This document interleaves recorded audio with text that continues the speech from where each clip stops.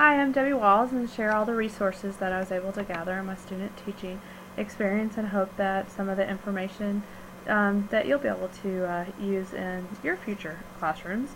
First, going to kind of start with the kindergarten placement and then the preschool placement and then some stuff that I have in my own personal library that I've really benefited from in creating lesson plans or enrichment activities.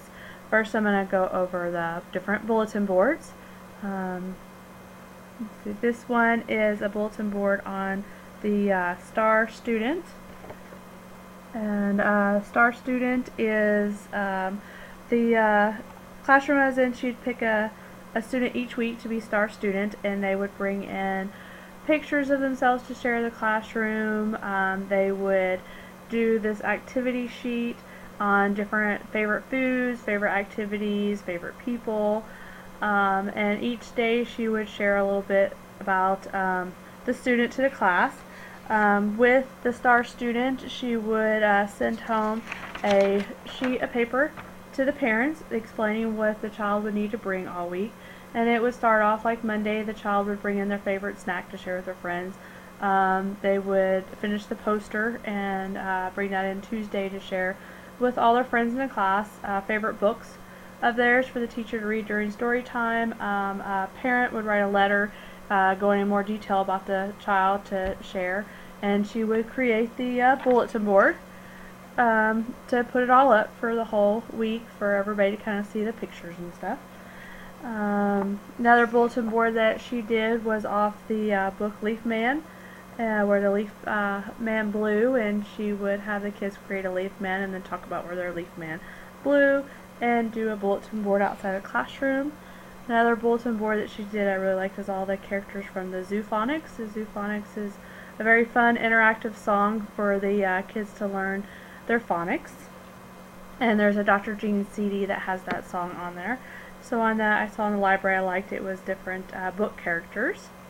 This one kind of goes over the school-wide discipline management, and it is the respect, caring, trustworthiness, fairness, responsibility, and citizenship. And then here's some different school-wide ones for the military bulletin board. 4-H club. This is kind of a bulletin board of announcing and introducing new students to the school. There was a child that had autism in the classroom that I was in, the kindergarten placement, and he used the picture schedule, which all the students in the class really thrived off this. I think picture schedule is a good idea for this age group to use for all of them to kind of make it bigger and broader, hung up in the classroom somewhere for students to see.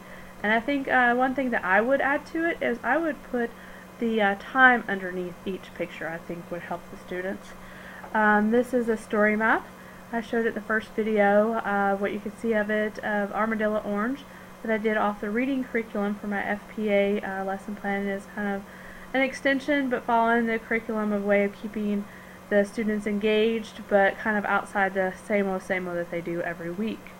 Different websites that I really used during the placement was Kinder Cove. It really had a lot of different enrichment activities to go along with a lot of different read-alouds. Starfall, I think everybody's pretty much familiar with that one. KellysKindergarten.com has a lot of different online games and game ideas to do with that age group. Pre-K and preschool teachers.com, as prekinders.com has a lot of good different ideas for lesson plans, and an early childhood education links. And every preschool early childhood education made easy. It's everything. Preschool.com has a lot of things for parents and teachers to do with their preschoolers. Classroom management. She used the green, yellow, and red card, and she would send this home every week. It would show the color that the student got, and it would show how many days of green, yellow, or red. If they got a yellow or red, it'd explain why they got those colors. Also, individual behavioral chart to be sent home daily with students that need extra support in classroom management to be able to communicate back and forth with the parents of what's going on in the classroom, and for the parents and the teachers to kind of communicate with each other on how to help the child be more successful during the day. A letter to send home to the parents in the beginning of the school explaining the classroom management and having the parents sign it, stating that they went over it with their child and having the child sign it. These are different assessments that the cooperating teacher put together, and she aligned them with Common Core of a way to kind of see progress and to show progression throughout the year. And she has with letters and numbers and high frequency words too, for identifying all the high frequency words. This one is kind of what this was her assessment log to use her collector data, and this is what she would use with the students to mark that they recognize, and it has shapes, letters, and upper and lowercase, and sounds to the letters and how high they could count. A letter to use in the future for field trips and stuff. And then the classroom I was in, she did both of them did a weekly newsletter, and I like the weekly newsletter. My son, kindergarten teacher, does a monthly one, and I think the weekly one is a lot better in keeping communication with the parents of what's going on to the classroom and keeping that open line of communication with parents. Kindergarten sight words, different sight words that a child should learn in kindergarten.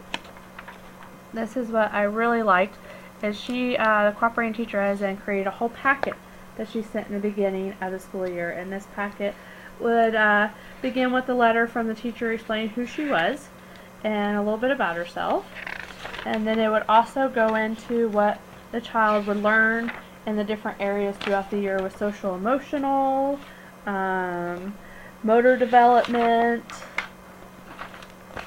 science, social studies, art, and PE. It also would go into more details of the day of what would go on during snack time, lunch time, rest time, arriving, leaving, schedule, conferences, when parent-teacher conferences would be explaining the weekly newsletter, how to dress for school, the medication school policies. And then she included also the whole daily schedule of how their kindergarten's day would go, and then a class list of all the students in the classroom. This is one that I definitely plan on using, is a template she gave me on creating your lesson plan to leave for a substitute teacher. She always has one on hand for emergencies too, and it goes off her daily schedule of each time block of what the substitute teacher needs to do with the class. And she also has a sheet that she let me have. It kind of talks about the daily schedule too, where she can find things in the classroom, fire drill, the helpful students, students that she may have a little bit of classroom management problems with, to kind of give him or her a heads up, the substitute teacher. In the preschool setting, she also did weekly newsletters, and she would go over what the book was for the week, the letter for the week, and the activities they did, and then also what's going to happen the next week, and little bits of information of weather policy or no school, different things that the parents need to be aware of. The preschool I was in was majority kids on IEPs, but it did have a handful of them for peer modeling. And this is kind of the newsletter that I created, just going over the lesson plan that I did with the class and stuff, and my little thank you at the end to all the parents for allowing me to have the opportunity to be a student teacher in their child's classroom. This is on verbal cues of how to teach preschoolers how to write their numbers. And a welcoming letter is what the preschool teacher did. It kind of talks about school supplies, a giving tree, what's on their wish list, introducing the staff of the preschool, and monthly calendars of activities that the parents can do with their preschoolers at their home for each month of the year. Parent-teacher communication form. It kind of goes over things that they did well in school today, goals and objectives for their IEPs, and different other things that the teacher may feel she needs to communicate with the parents.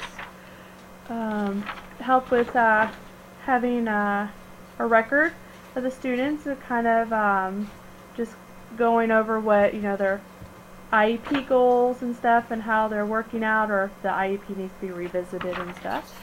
This is a packet that I found online on a website called overthebigmoon.com. You can download and print off these different learning packets for preschoolers that goes over cutting, shape, matching, letter recognition, all kinds of different fun activities that can be done. And these were kind of neat and fun to do with the kids. A listing from the National Association of Education of Young Children on age-appropriate toys all the way from 0 months to 5 years old. I have lots of these are the development milestones, where I think it's good to be in a preschool class of knowing where developmentally a 3-year-old, a 4-year-old, a 5-year-old should be.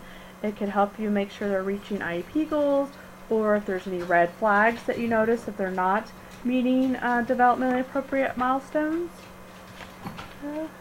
This one I really like. It goes over expressive language, the different sounds that boys or girls should be making at these different ages, at 3 years old, 4-year-old, 5 years old, etc.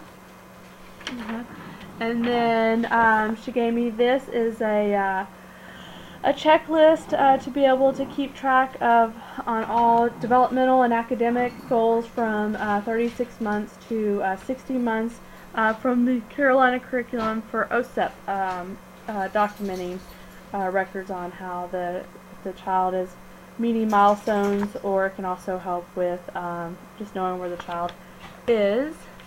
Learning objective goals can help with from the teaching strategy goal to help you see if the child is meeting age-appropriate milestones with development and education, academic.